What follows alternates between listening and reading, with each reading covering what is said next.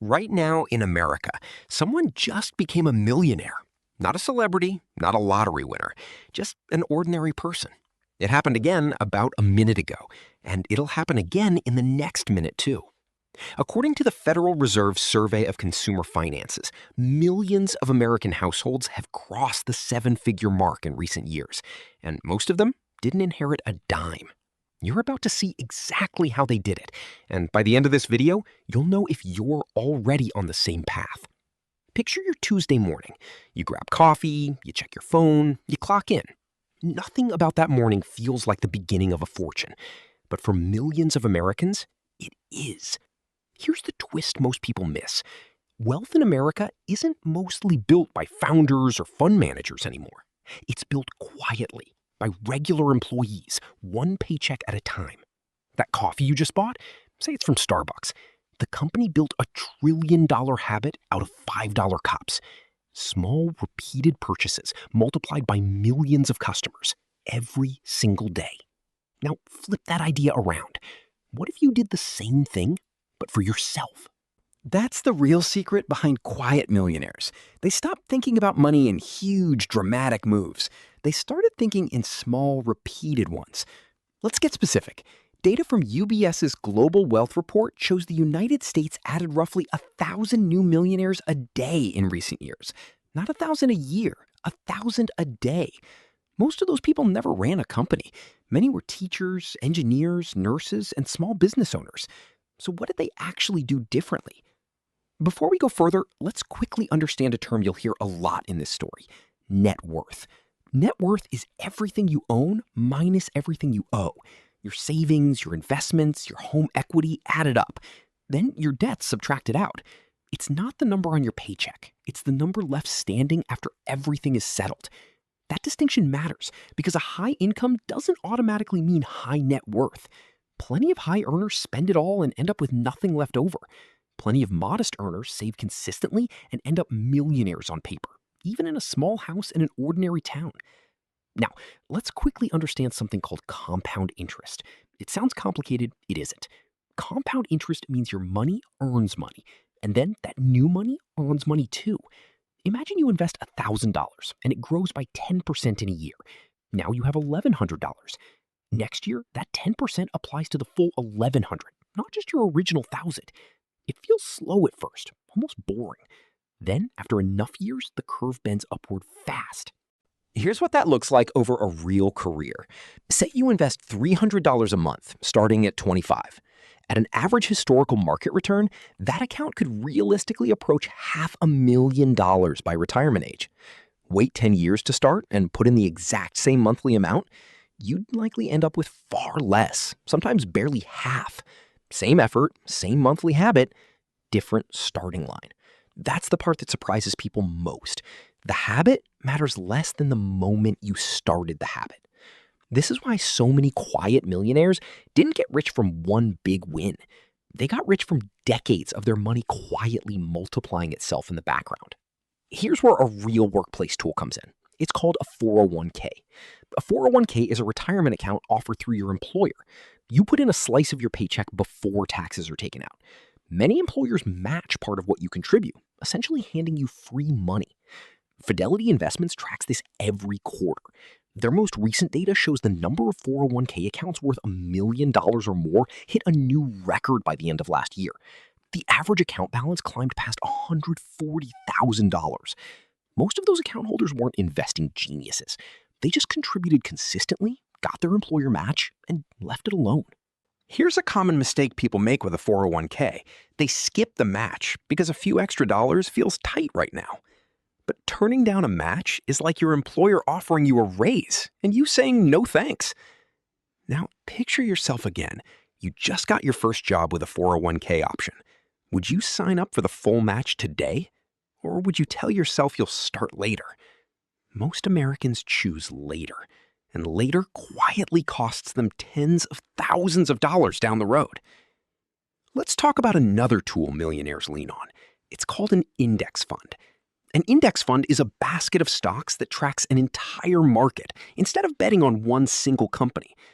Buy shares in an S&P 500 index fund, and you effectively own a tiny sliver of 500 major American companies at once. Companies like Apple, Costco, Visa, and Microsoft all sit inside that basket. Vanguard, one of the largest providers of these funds, helped popularize this exact strategy decades ago. The pitch was simple. Stop trying to pick winners. Just own the whole market and let time do the work. Historically, that market has trended upward over long stretches, even with rough years mixed in. In 2025 alone, the S&P 500 climbed nearly 17%, according to market data widely reported by financial outlets. That single fact explains a lot of last year's new millionaires. Their account balances didn't grow because they got smarter overnight. They grew because the market did the heavy lifting, and their money was already positioned to catch it.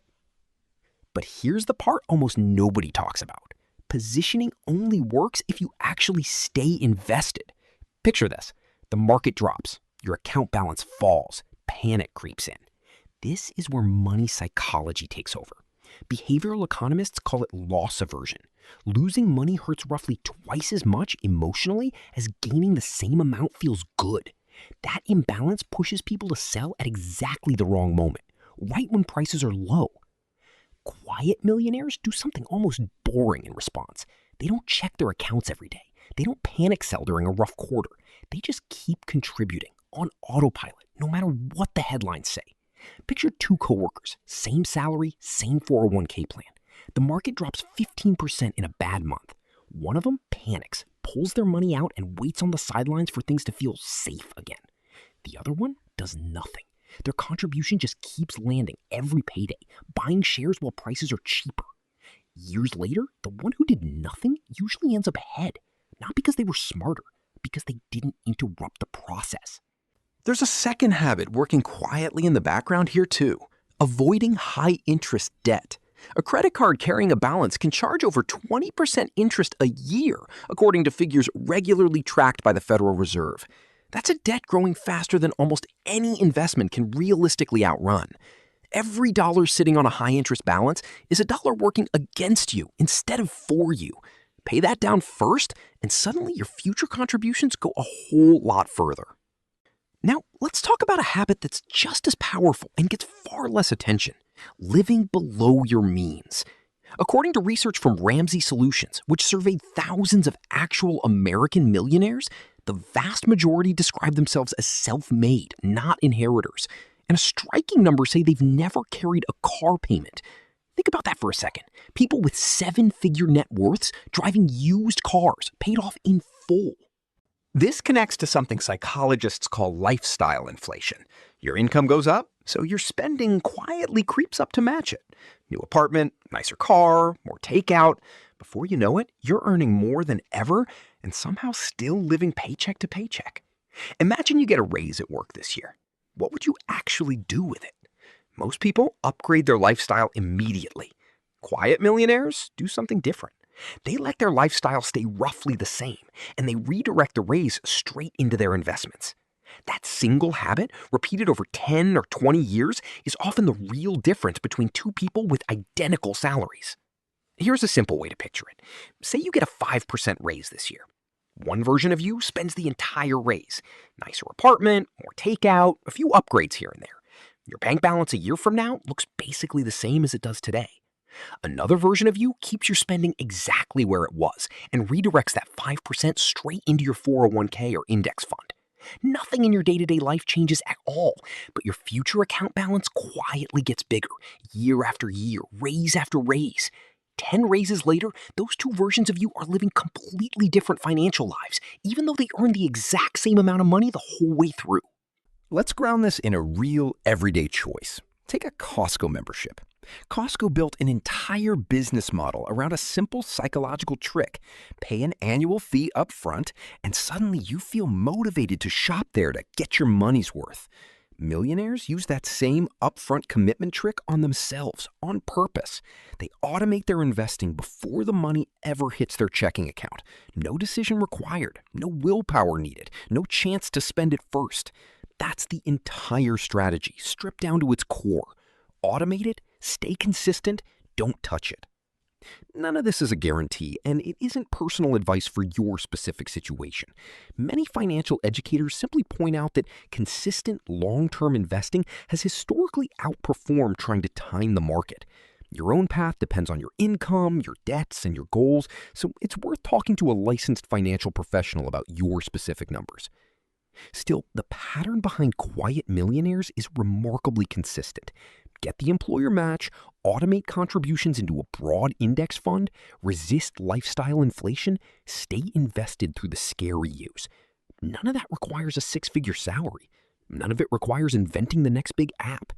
It just requires starting and then getting out of your own way. So think back to that ordinary Tuesday morning. Coffee in hand, phone in your pocket, clocking in like always.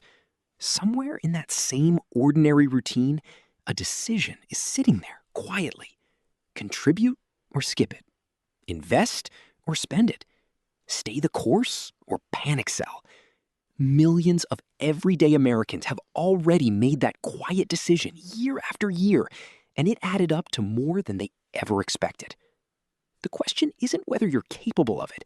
The data says almost anyone with a steady income already is.